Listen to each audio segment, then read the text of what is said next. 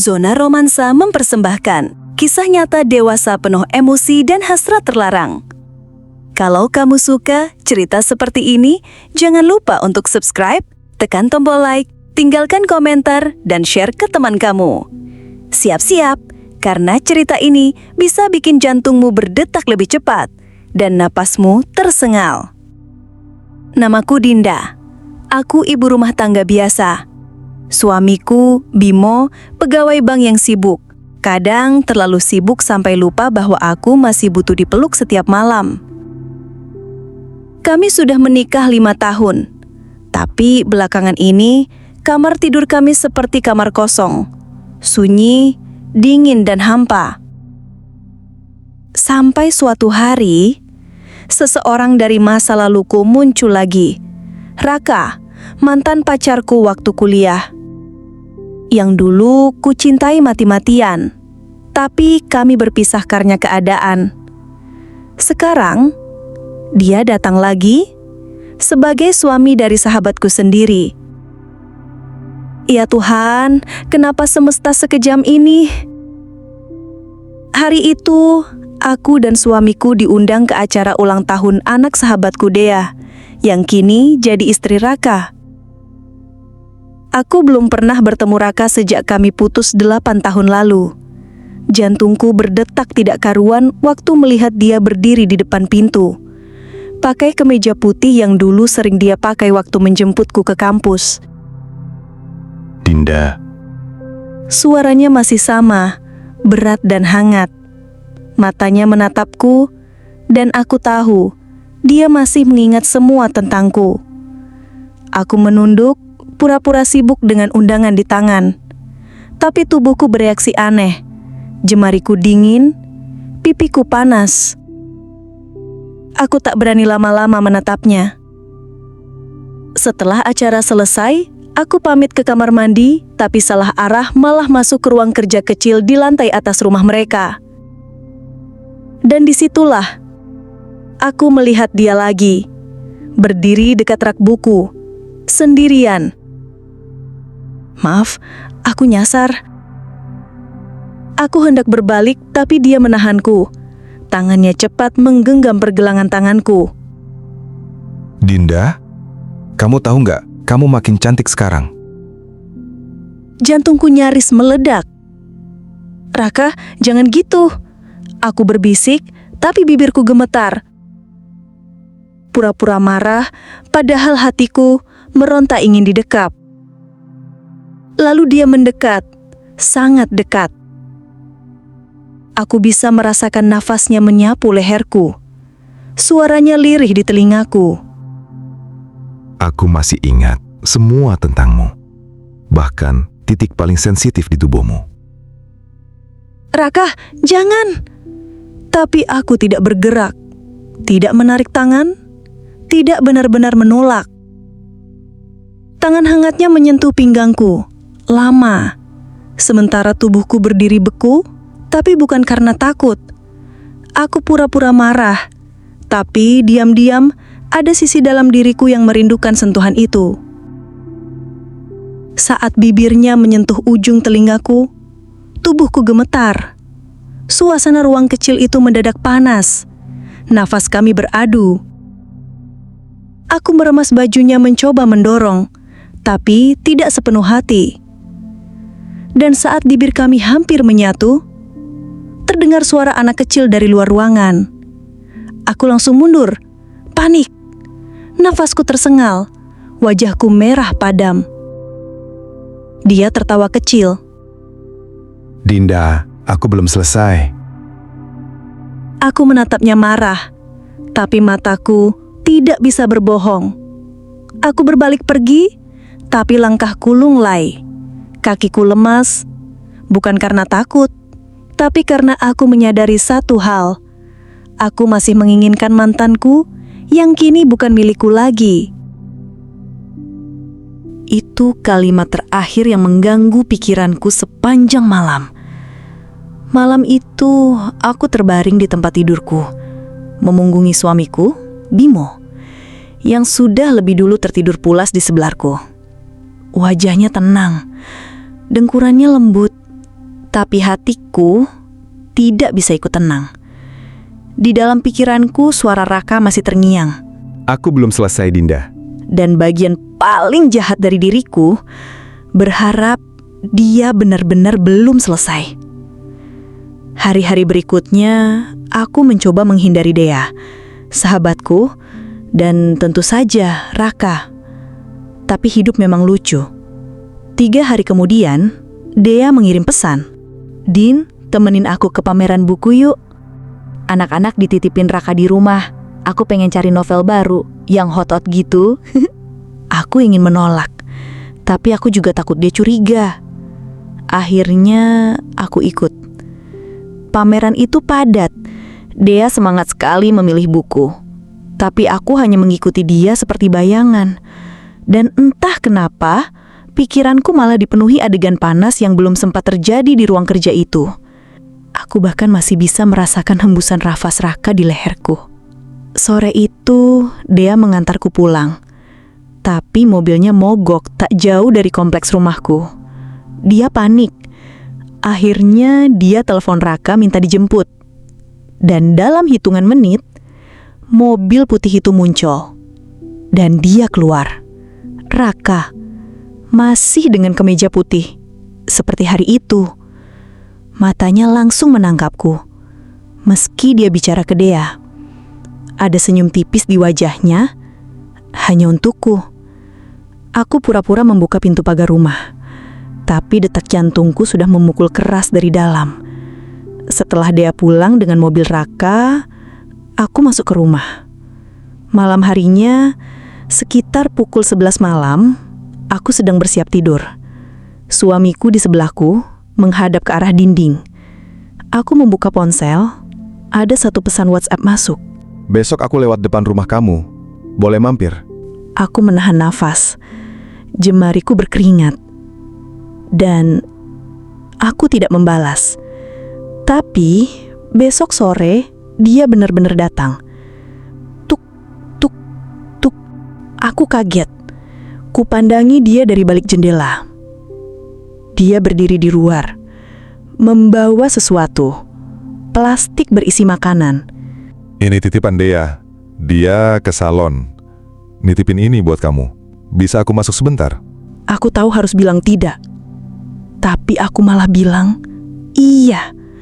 Di dalam rumah, kami duduk di ruang tamu, tapi aura di antara kami seperti listrik, tegangan tinggi. Kamu baik-baik aja? Dia bertanya sambil menatapku dalam. Aku mengangguk. Aku capek aja. Suaraku nyaris tak terdengar. Ada kerinduan yang tersembunyi dalam jawabanku. Lalu dia berdiri, mendekatiku. Tangannya menyentuh rambutku, lembut.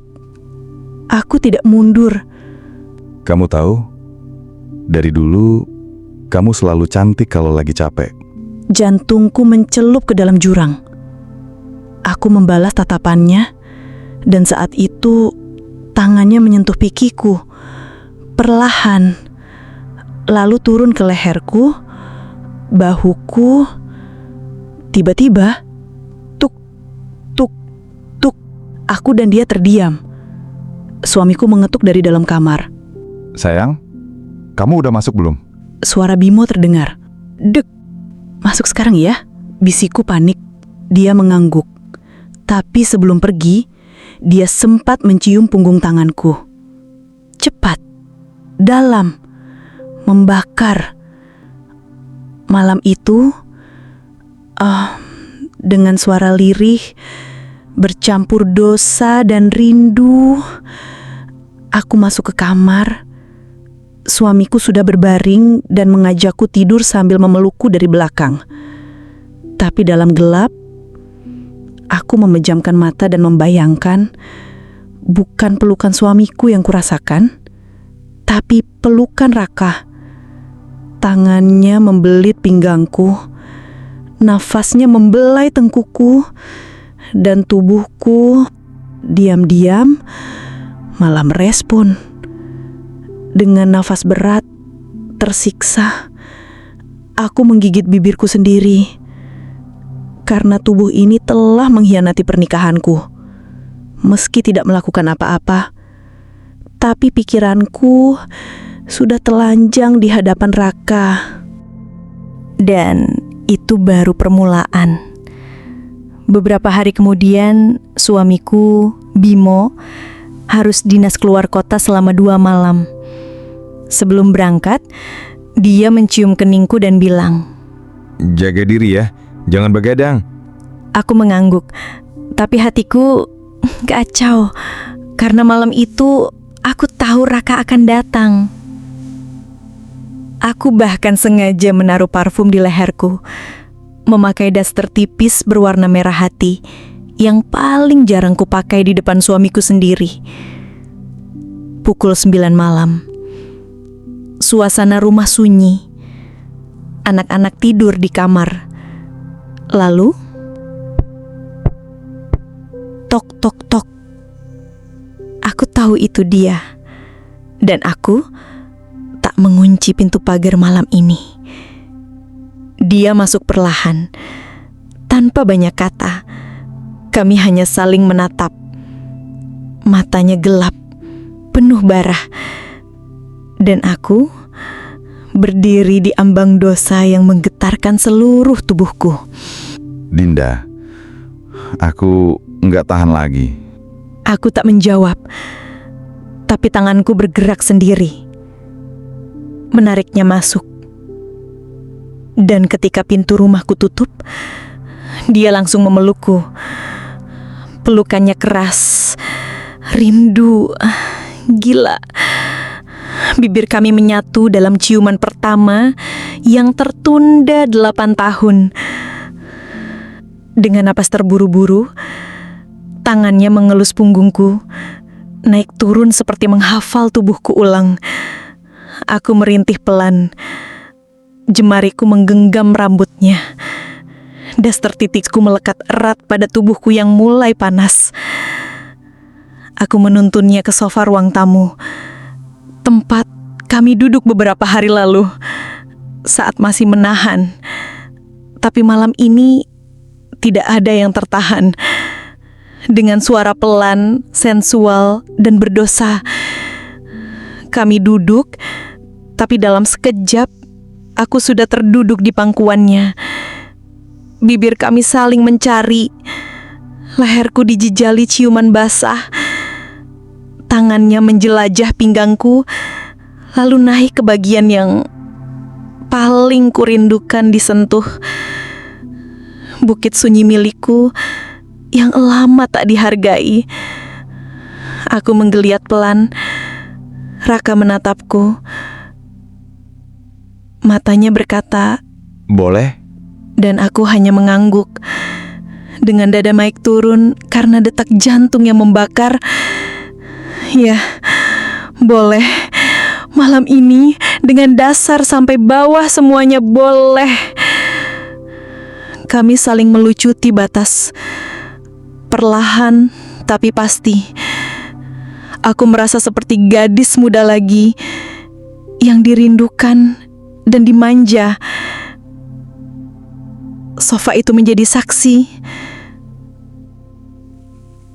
saat aku melepaskan semua beban, semua kepura-puraan. Dengan napas berat penuh rintih teredam, keringat kami bercampur, desahan kami berpadu. Aku bahkan menggigit tanganku sendiri agar tak terlalu keras bersuara. Karena anakku tidur tak jauh dari sana. Tubuhku menari di pangkuannya. Dan dia membisikkan namaku berkali-kali, seolah aku masih miliknya. Kami berpelukan lama setelahnya. Dia mengecup dahiku. Tapi hatiku justru terasa hampa, seperti sesuatu telah patah di dalam diriku. Aku nggak nyangka, Din. Kamu masih rasakan ini juga. Aku hanya tersenyum pahit. Rasa itu gak pernah pergi, Rak. Dia mengecup bibirku sekali lagi.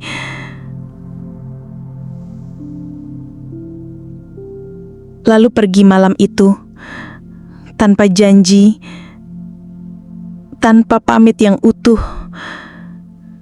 Dan aku terbaring di sofa sendirian, masih hangat oleh tubuhnya, tapi dingin oleh rasa bersalah.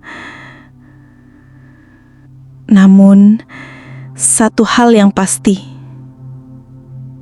aku tak menyesal. Tapi rasa bersalah mulai menggerogoti pikiranku sejak fajar menyapa. Aku terbangun, masih di sofa, dengan tubuh lelah dan aroma yang masih melekat di kulitku. Aroma raka. Aku buru-buru bangun, membersihkan diri dan merapikan ruang tamu. Tapi aku tahu, jejak malam itu tidak bisa benar-benar kuhapus. Pagi itu, aku seperti zombie, menyiapkan sarapan, mengantar anak sekolah, dan membersihkan rumah. Semua aku lakukan dengan pikiran kosong. Tapi hatiku waspada. Suamiku akan pulang sore ini. Pukul 17:10, mobilnya masuk ke halaman. Aku berdiri di depan pintu, menyambut dengan senyum palsu. Dia mencium pipiku seperti biasa. Lelah, tapi ramah. Tumben banget rumah kelihatan rapi banget. Kamu nyapu dari tadi? Aku tertawa gugup. Iya, iseng aja biar gak bosen. Dia duduk di sofa. Sofa itu. Tiba-tiba, dia mengernyitkan dahi. Tangannya menyentuh bantalan sofa. Ini kenapa agak lembab ya? Aku tercekat. Mungkin aku kelupaan bersihin bekas tumpahan susu anak kemarin. Dia mengangguk pelan. Tapi matanya menyapu seluruh ruang tamu. Lalu, dia memungut sesuatu dari balik sandaran sofa. Sebuah kancing. Bukan miliknya, bukan milikku. Kancing putih kecil yang jelas berasal dari kemeja pria. Dan aku tahu persis, itu dari kemeja Raka. Darahku terasa menguap dari kepala. Tanganku gemetar. Tapi aku tetap berpura-pura tenang. Kayaknya itu bekas mainan anak-anak. Bisa jadi kancing baju boneka. Dia mengangguk pelan, tapi matanya menyapu seluruh ruang tamu. Lalu, kami tidur di kamar seperti biasa. Tapi aku bisa merasakan udara di antara kami berubah. Suamiku lebih diam, lebih kaku. Tangannya tidak lagi memelukku dari belakang. Dan aku pun tak bisa tidur. Di tengah malam, aku pergi ke kamar mandi, menatap wajahku sendiri di cermin. Mataku lelah, bibirku pecah, tapi tubuhku masih menyimpan jejak pelukan pria lain. Aku membuka ponsel. Ada satu pesan masuk. Dari Raka. Aku masih bisa cium bau tubuhmu di tangan ini. Malam kemarin gak akan pernah kulupakan. Aku menutup ponsel cepat-cepat. Karena aku tak berani membaca ulang. Takut semakin hancur. Tapi juga takut kehilangan rasa itu. Keesokan harinya, suamiku pamit ke kantor dengan ekspresi datar. Tapi sebelum pergi, dia menatapku lama sekali. Din, kamu yakin gak ada yang pengen kamu ceritain ke aku? Aku menahan napas. Cerita apa?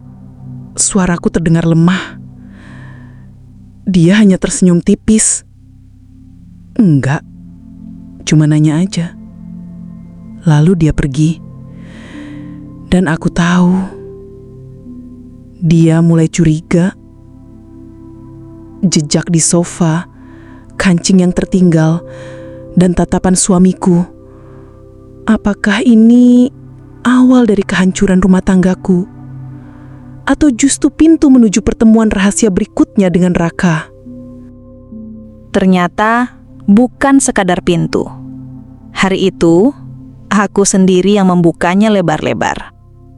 3 hari setelah suamiku menemukan kancing itu, suasana rumah menjadi lebih dingin dari biasanya.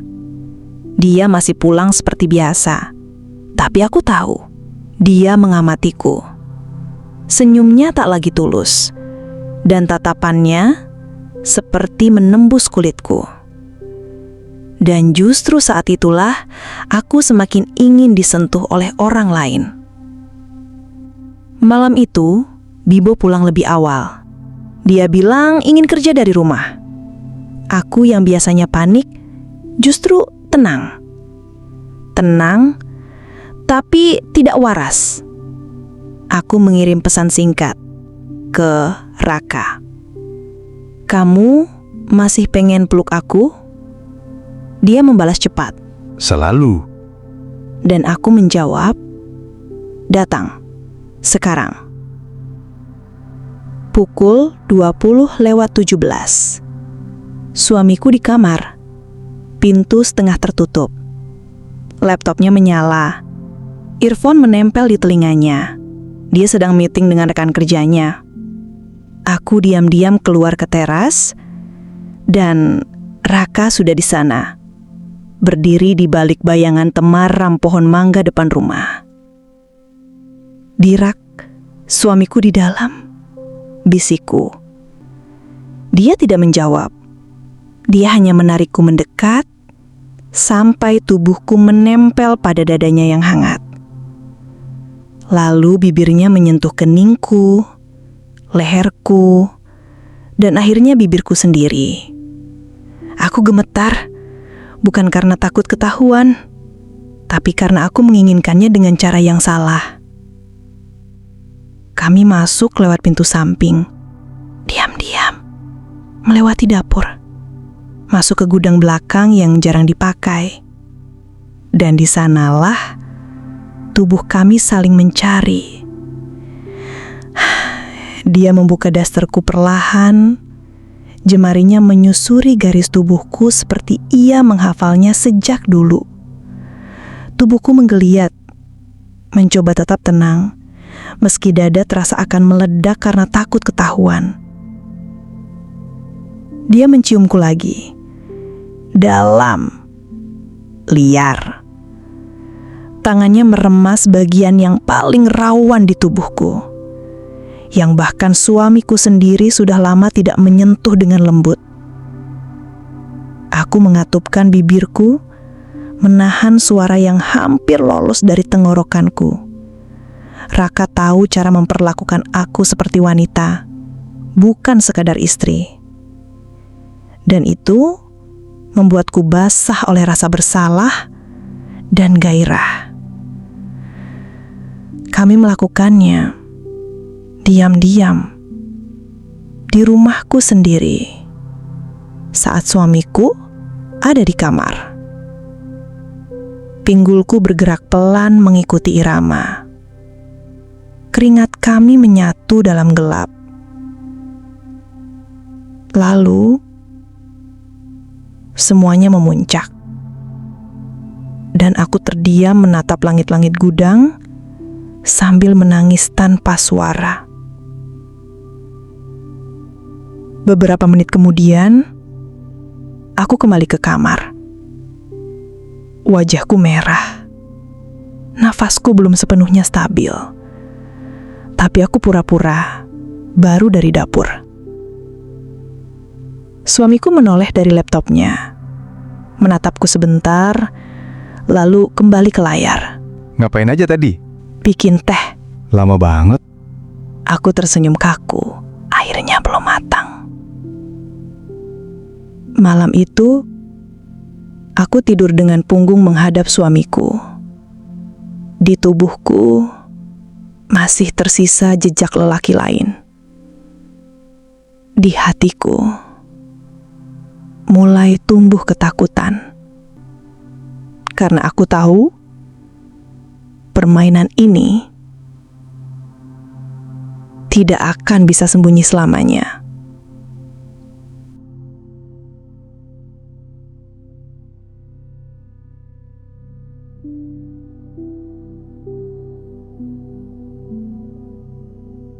Bagaimana jika suamiku mulai mengawasi setiap langkahku?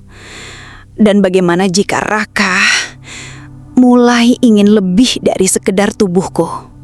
Dan memang benar, titik rawan itu datang esok harinya. Pagi itu, aku sedang duduk di meja makan bersama Bimo. Dia masih tampak tenang, membuka koran, menyeruput kopi, lalu sesekali menatap layar ponsel. Aku mencoba terlihat biasa, tapi jantungku berdebar setiap kali dia memandangi wajahku agak lama. Aku takut dia tahu, atau seseorang sudah memberitahu. Lalu ponselku bergetar. Pesan masuk dari Raka. Aku diam-diam melihat layarnya di bawah meja. Dan disitulah segala kegelisahanku berubah jadi teror nyata. Pesan itu berisi foto. Foto aku dan Bimo di meja makan, di detik yang sama dengan waktu saat itu. Foto itu diambil dari luar jendela. Aku mendongak. Mataku langsung menuju arah jendela samping. Tidak ada siapa-siapa. Tapi jelas, Raka sedang mengawasiku. Dia ada di luar, dan dia memotretku saat aku sedang bersama suamiku. Lalu, pesan keduanya masuk. Cantik banget kamu pagi ini. Tapi aku lebih suka kamu semalam. Aku hampir menjatuhkan sendokku. Kenapa? Tanya Bimo, menatapku. Enggak, ini pesan dari kurir, salah alamat. Jawabku, gugup. Padahal jari-jariku sudah dingin. Kepalaku mendengung. Apa maksud Raka mengirim foto itu? Ancaman atau permainan baru? Malam harinya, aku mencoba menelpon Raka, tapi tak diangkat. Lalu, dia mengirim voice note. Aku pengen kamu sadar, Din. Kamu bukan lagi sekadar istri. Kamu perempuan yang tubuhnya aku kenal lebih baik dari suamimu sendiri. Dan aku gak akan mundur. Selama kamu masih buka pintu, aku akan masuk. Aku tak bisa tidur malam itu. Keesokan harinya, Raka mengirim video pendek. Dan saat aku buka, hatiku nyaris berhenti berdetak. Itu video kami di gudang. Adegan panas, samar-samar. Tapi jelas itu tubuhku, itu desahku. Aku panik. Kupanggil Raka, menelpon berkali-kali. Akhirnya, dia mengangkat. Rak, kamu gila? Kenapa kamu rekam itu semua? Buat kenangan. Dan jaga-jaga, kalau kamu tiba-tiba menghilang. Ngancem aku? Enggak, cuma pengen kamu tahu. Aku nggak pengen kehilangan kamu lagi. Bukan cuma tubuhmu, tapi kamu. Aku terdiam. Antara marah, takut, dan dalam hati kecilku, tergoda. Malam itu, saat Bimo sudah tertidur, aku menonton ulang video itu dengan headset dalam gelap. Dan jari-jariku tidak diam. Aku menangis setelahnya. Bukan karena dosa, tapi karena aku tak lagi bisa membedakan mana cinta, mana hasrat, mana rumah, mana perangkap. Apa yang sebenarnya diinginkan Raka? Cinta? Pembalasan? Atau kehancuranku perlahan-lahan? Dan itulah yang terjadi padaku. Bukannya menjauh, aku malah semakin terikat dalam pusaran yang sulit kujelaskan. Hari itu, rumah kami kedatangan tamu. Kebetulan, Bimo ulang tahun. Dan karena aku berusaha menebus rasa bersalah, aku mengadakan syukuran kecil. Aku mengundang beberapa teman lama, termasuk Dea. Dan tentu saja, Raka. Aku tak menyangka dia akan datang. Tapi dia datang dengan senyum menawan dan mata yang menyimpan dosa. Memakai kemeja hitam, rambut sedikit acak, dan tatapan yang menusuk jantungku. Selamat ulang tahun, Bim. Raka berkata sambil menjabat tangan suamiku. Wah, Rak, udah lama banget, bro. Thanks lo udah sempetin. Aku berdiri di dapur. Tangan gemetar saat mengaduk es teh. Punggungku terasa seperti dibakar karena tahu mata Raka sedang mengamatiku dari balik ruang tamu. Acara berjalan lancar. Orang-orang ngobrol, tertawa, makan. Tapi aku tidak tenang. Raka mondar-mandir, sesekali masuk ke dapur. Dan saat tak ada orang lain, dia menyenggol pinggangku. Kamu cantik banget hari ini. Tapi aku lebih suka kamu waktu nggak pakai apa-apa. Aku menggigit bibirku, menahan nafas. Rak, jangan di sini, suamiku. Suamimu sibuk sama teman-temannya. Aku berjalan menjauh. Tapi dia mengikuti. Hingga kami sama-sama berdiri di ujung lorong belakang rumah. Lorong kecil menuju gudang tempat kami dulu berdosa. Dan saat aku berbalik menatapnya, dia menarik pinggangku, membekap bibirku dengan ciuman panas yang kutahan dengan tubuhku sendiri. Gila kamu. Yang gila bukan aku. Kamu yang undang aku ke rumah ini. Dia menciumi leherku. Tangannya masuk ke balik dress yang kupakai. Dan aku tidak melawan. Sampai tiba-tiba, Dina, suara Bimo dari ruang tengah. ada yang lihat istriku gak? Aku langsung mendorong Raka. Mukaku pucat, nafasku tercekak. Aku lari ke kamar mandi, menyiram wajah. Beberapa detik kemudian, aku keluar dengan senyum dipaksakan. Maaf, tadi nyuci tangan. Kotor banget tadi, saus kemana-mana. Bimo mengangguk, tapi ekspresinya aneh. Tatapannya menusuk seperti menunggu aku salah langkah. Setelah acara selesai, tamu-tamu pulang, termasuk Raka. Dia tak bilang apa-apa saat berpamitan. Tapi saat dia melewati belakangku, dia menyelipkan selembar kertas kecil ke dalam saku celana rumahku. Malamnya aku membukanya. Tulisannya pendek. Besok, di hotel dekat SPBU, kamar 203. Aku tunggu. Malam itu aku duduk di ruang tengah. Bimo di sebelahku, menonton TV. Tangannya merangkulku. Tapi tubuhku terasa hampa. Karena di dalam pikiranku, ada dua laki-laki yang saling tarik-menarik. Satu adalah suamiku, rumahku. Yang satunya adalah api yang terus membakar bagian terdalam dari tubuh dan jiwaku. Haruskah aku datang ke hotel itu? Atau berhenti sebelum semuanya terbakar habis? Dan aku tahu, aku sedang menuju ledakan itu. Keesokan harinya, aku berdiri di depan cermin, menatap pantulan wajahku sendiri yang terlihat bukan seorang istri, tapi seorang perempuan yang sedang berdandan untuk pria lain.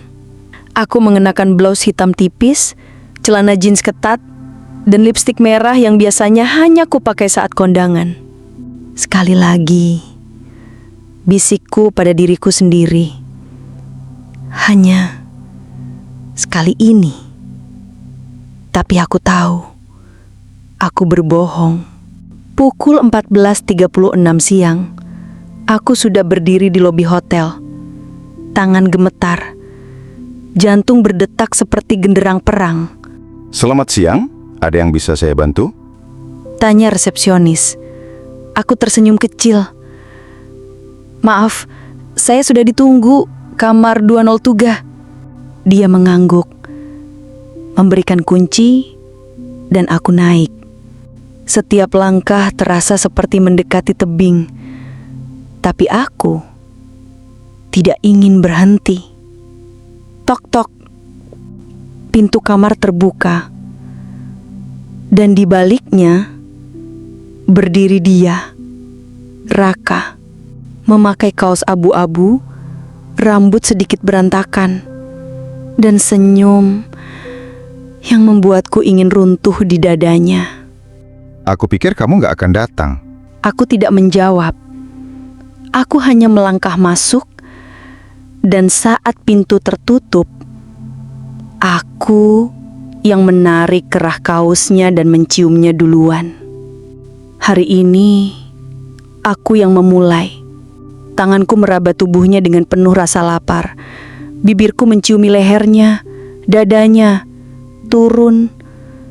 Tubuh kami tumbang di kasur putih hotel itu, yang kini terasa lebih panas dari neraka.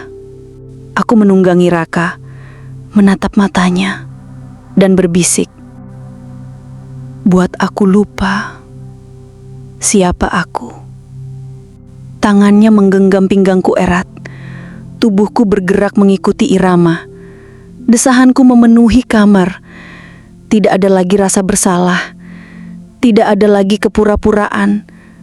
Hanya aku dan tubuh yang sudah tak tahu arah. Kami bercinta lebih liar dari sebelumnya. Seolah waktu tak ada dan dunia telah berhenti di kamar bernomor 203 itu. Aku berteriak kecil, menggigit bibir, menggenggam seplai seperti akan robek. Dia mendorongku ke sisi kasur, menekanku dengan intensitas yang membuat tubuhku bergetar dari ujung kaki hingga ubun-ubun. Beberapa saat kemudian, kami terbaring berdampingan. Tanpa memakai apa-apa. Bisu. Hanya nafas yang masih tersisa. Dinda, aku pengen kamu jadi milikku lagi. Beneran? Aku menoleh pelan. Rak, jangan mulai. Jawabku dengan suara pecah. Tapi ini salah kalau cuma jadi rahasia. Aku nggak tahan harus pura-pura. Lalu gimana? Aku cerai. Kamu ninggalin Dea. Anak-anak kita? Dia tidak menjawab. Hanya menggenggam tanganku lebih erat.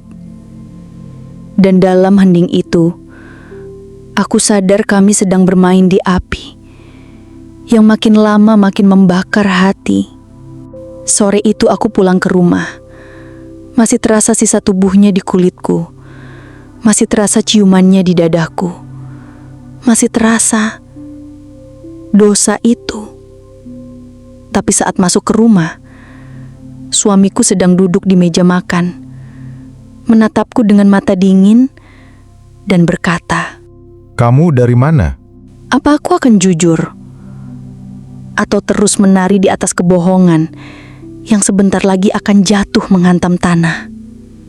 Karena kebohongan selalu meninggalkan jejak. Dan kali ini, jejak itu telah ditemukan oleh Bimo, suamiku. Laki-laki yang kubohongi setiap kali aku menatap matanya dan berkata, aku sayang kamu. Sore itu, dia berdiri di ambang pintu dapur, menatapku yang baru saja meletakkan tas. Kamu dari mana? Dari rumah Tia, ngobrol biasa. Bimo mengangguk kecil, lalu menarik kursi, duduk perlahan, meletakkan ponselku di atas meja. Kalau dari rumah Tia, kenapa ponsel kamu ketinggalan di rumah? Jantungku serasa jatuh ke lantai. Aku lupa, ponselku tertinggal tadi pagi. Dan itu berarti semua chatku dengan Raka bisa dibaca. Aku buka karena ada notifikasi terus. Dia berkata sambil menatapku. Maaf Bim, aku... Ngobrolnya panas banget ya, sampai jam 3 siang. Dia membuka layar ponsel, scroll perlahan, dan mataku ikut membaca. Barisan kata-kata yang kutulis. Kalimat kotor, rindu, ajakan bertemu, bukti-bukti pengkhianatan. Ia membacakan pesan itu dengan suara bergetar. Aku udah kangen kamu di atas aku. Ini kamu yang nulis? Aku tak sanggup jawab. Air mataku jatuh, tapi tidak ada lagi gunanya menangis. Nina, aku nggak tahu kamu siapa sekarang. Aku butuh didengar. Aku butuh diperhatikan. Jadi kamu cari laki-laki lain? Dia berdiri, membalikkan badan. Tapi sebelum dia berjalan pergi, dia berkata, Besok aku pergi ke rumah mama. Jangan hubungi aku dulu. dan malam itu, aku sendiri, benar-benar sendiri. Di kamar yang biasanya penuh peluk dan tawa, sekarang hanya ada kasur dingin dan ponsel yang isinya ribuan kata yang tak akan pernah bisa kutarik kembali. Raka menghubungiku malam itu. Gimana? Udah beres? Aku tidak menjawab. Kalau kamu udah siap ninggalin dia, aku siap bawa kamu pergi dari semuanya. Tapi untuk pertama kalinya, aku tak tahu harus menjawab apa. Karena ternyata sakitnya bukan hanya karena suami yang marah, tapi karena sadar aku kehilangan rumah yang selama ini tak pernah benar-benar aku hargai. Paginya, aku melihat Bigo pergi membawa koper kecil. Dia tak menciumku, tak menatapku, hanya pergi. Dan pintu itu tertutup, perlahan. Aku bukan hanya telah menghancurkan pernikahanku, aku sedang menyaksikan diriku sendiri hancur pelan-pelan. Karena kadang yang kita pilih bukan yang bisa menyelamatkan kita. Dan sekarang aku tahu, aku sedang berdiri di antara reruntuhan yang kubuat sendiri. Pagi itu, setelah Bimo pergi, aku duduk di ruang tamu, masih memakai baju tidur. Masih berharap semua ini hanya mimpi buruk. Tapi suara notifikasi itu nyata. Sekarang kamu bebas. Kita bisa mulai dari awal, bareng. Aku udah siap nyewa apartemen. Besok kita bisa pindah. Kamu tinggal bilang ya. Aku membaca pesannya berulang kali. Tapi rasanya bukan bahagia yang kutemukan. Justru semakin hampa. Dulu aku ingin sekali saat-saat ini datang. Saat aku bebas dari pernikahan hambar. Saat aku bisa memilih Raka. Tapi sekarang, saat semua itu ada di hadapanku, aku justru takut. Aku membalas pesannya.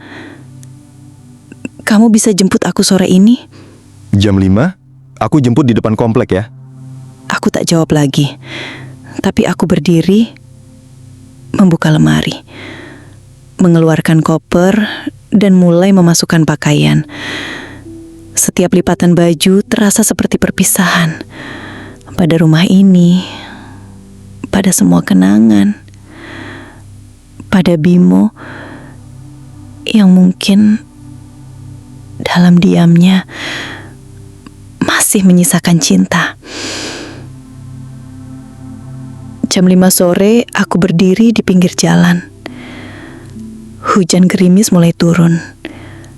Dan mobil Raka berhenti tepat di depanku. Dia turun, membukakan pintu. Tasnya mana? Di tangan. Aku masuk. Kami tidak bicara banyak.